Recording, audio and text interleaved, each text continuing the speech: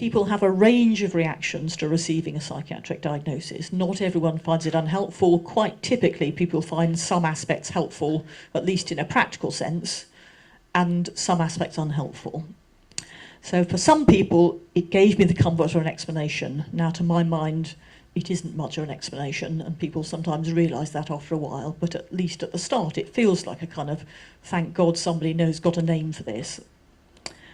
It brought comfort and validation from my struggles. It took a bit of the guilt away.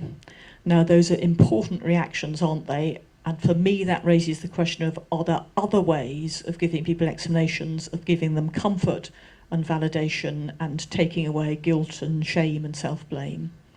Because those are messages we want people to get, but maybe there are other ways of getting them.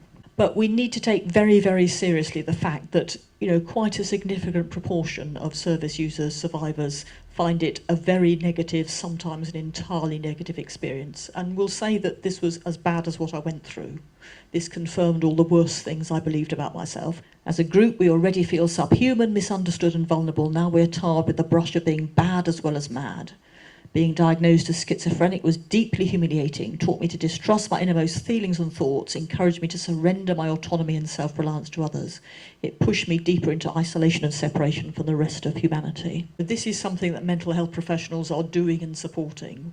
This is serious stuff, isn't it? The impact, the devastating impact, the often lifelong impact on people's lives, sense of identity, confidence, relationships, is not something we can just brush over by saying, well, some people find it helpful and, well, it's the best we have at the moment. The best we have at the moment may be actually something that is overall not only not valid, not scientifically valid, but actually very, very, very damaging.